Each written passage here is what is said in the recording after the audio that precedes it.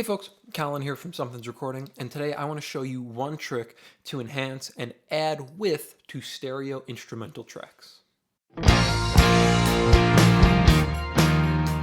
We're going to be looking at mixing stereo instrumentals today, but before we dive in, if you are ready to go a little bit deeper into the mixing process in its entirety and really start honing your workflow as an engineer, then I have just the thing for you.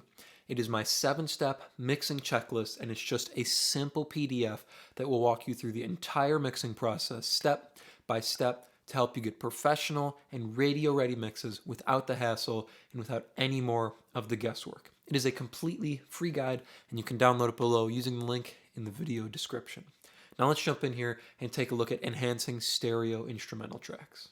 Okie dokie, to start, let me play you just the instrumental track as it stands here. You can see I've got another track down here. That's what we're going to use to add a little bit of width, a little bit of energy, and enhance the normal instrumental here. I wanted to get a little bit more from it. I'm going to show you how I did that here, but let me start by just showing you just the normal instrumental that we started with here. We've got a little bit of EQ and panning on it. I'll show you that in a second here.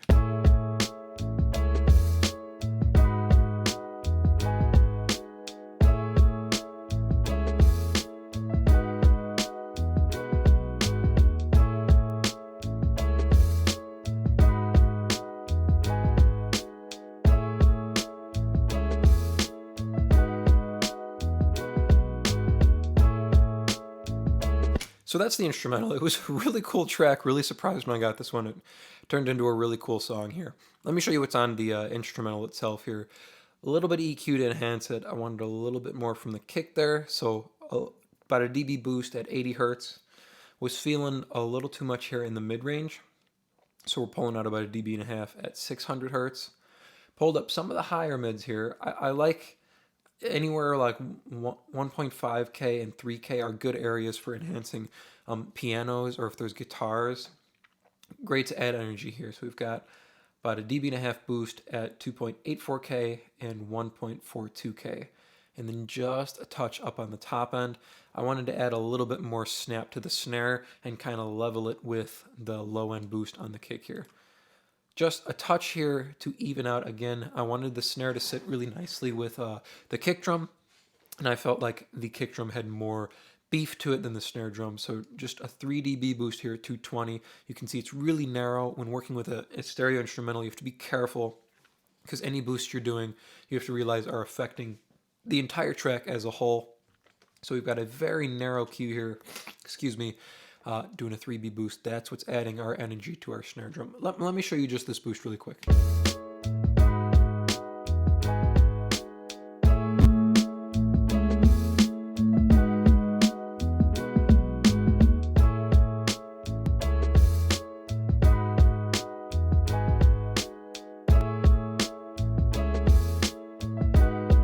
That's given us a little bit more low mid energy on our snare drum to beef it up a little bit, help it sit with our kick drum. And we got one more thing here, a binaural pan, just pushing it out a little bit wider. So that's our work on our main stereo instrumental. Just a little bit of freshening up, some boost in the top end, a little bit of boost in the low end. Getting our snare to sit with our kick drum. So you can do little things like this, little boosts like this that are pretty narrow in cue if you have certain elements of the track that you need to pull off. If you needed more low end on your snare drum, you can find the fundamental of your snare drum. You can see we found the fundamental for our kick drum, pulled that up with a little bit narrower of a cue there. You can find certain elements like that with narrower cues. And then again, a little bit of widening here, just pushing up to 110% here. That's our basic stuff there on our first track. Let me show you a before and after of these 3 plugins here.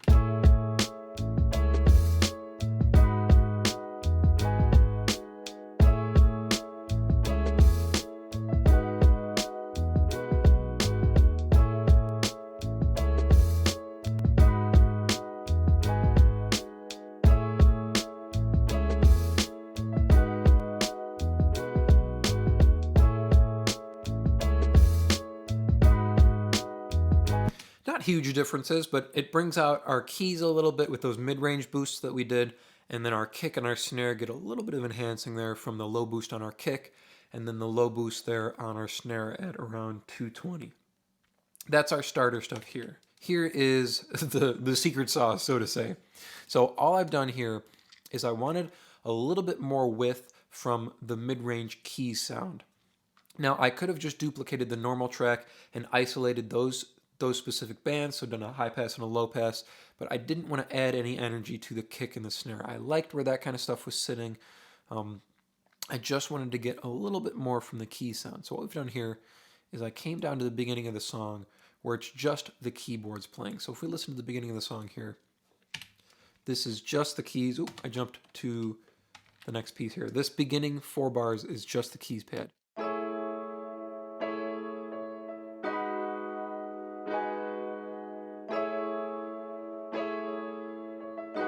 And that's the keys part that loops through this entire track. So all I've done is that I've taken these first 4 bars and duplicated it down to another track and then looped that all the way through a song. So essentially now I have an isolation of the keyboard part from the song that I can mess with and pull up underneath. So let me unmute this here. We'll take a look at what we're doing on this track. Let me pull it up here. First EQ is our normal EQ. So we've got our normal stuff from our regular instrumental. So the same 2 EQs here are here, boosting up our snare there.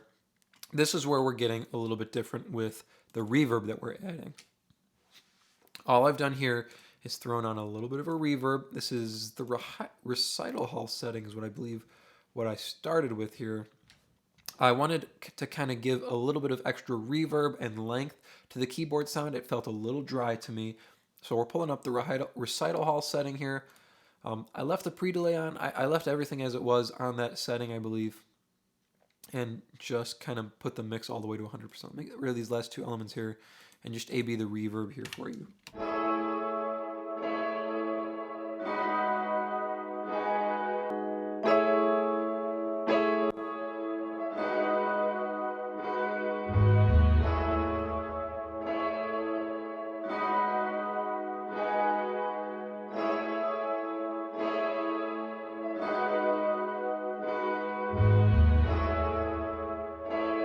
So just gives it a little bit of extra vibe, and it's giving me the length I want from the key sound. It felt a little dry, like I said, in the original track, so I wanted to bring some of that length and some of that wetness to the keyboards there. Next thing we got is an EQ. Now we're isolating the bandwidth on this keyboard. Post-reverb, I could have done it pre-reverb, but I usually like doing it post-reverb. That way I can control the overall reverb sound. Rolling up the high pass here to about 300. We're at 296 here, 12 dB per octave slope. And then we've got our low pass up at 10K, just rolling off some of the shimmery stuff up top. And this thing comes stock on my EQ for reverb, so I just left that notch there at 1.2K. Probably not doing much there, but let me A/B the reverb, or the EQ post reverb here.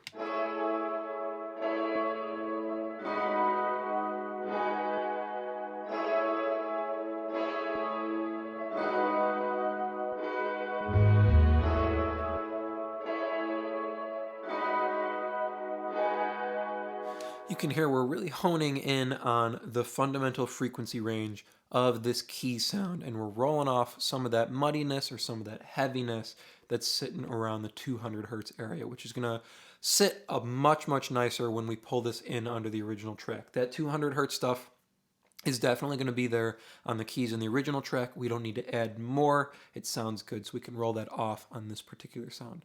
Last thing we got here is another binaural pan, and we're pushing this all the way out to 200% width. So a whole bunch of widening here. We'll start without this and I'll kick it in. You can hear how it really expands the sound.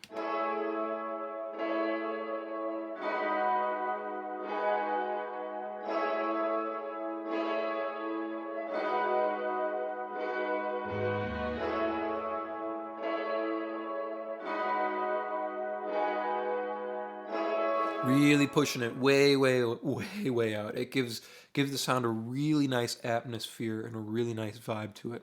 This is something we can pull up underneath the original instrumental and give it a nice vibe, enhance that key sound, enhance the track overall.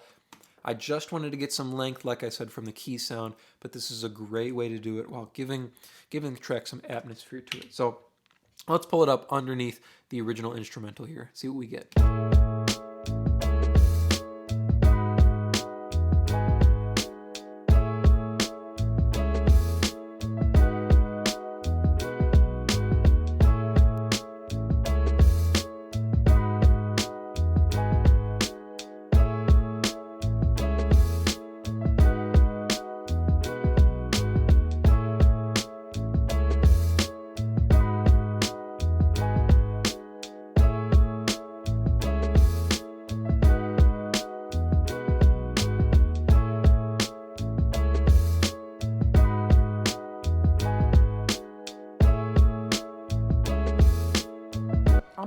that right there, around negative 21 dB.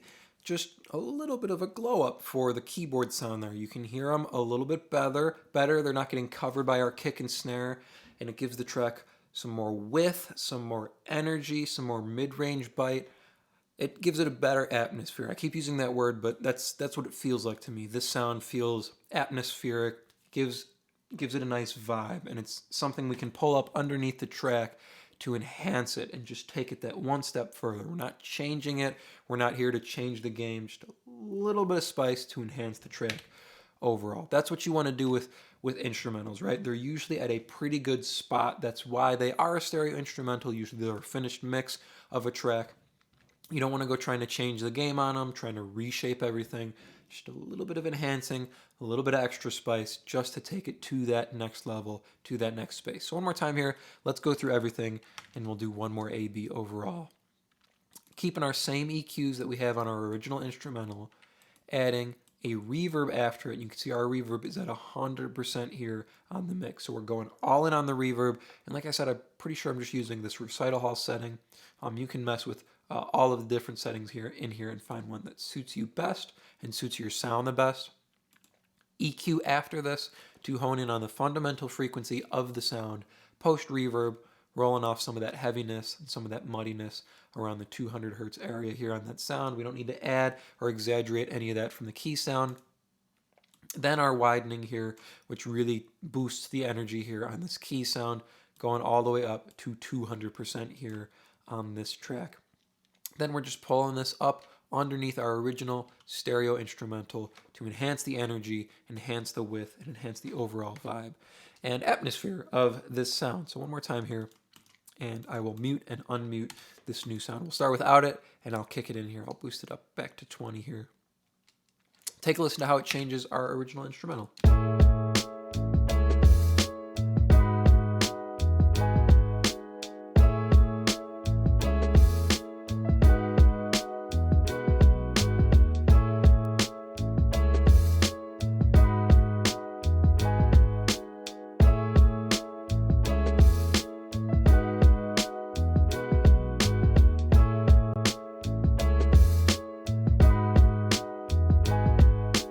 Not going too far with it because we don't want to contrast the drier drum sound too much. Just a little bit of enhancing here. One trick for you. Well, I guess not really one trick, but it's one thing we're doing here, right? Just duplicating the track and doing a different parallel processing on the same keys part from the original track to add a little bit more width and enhance our track overall.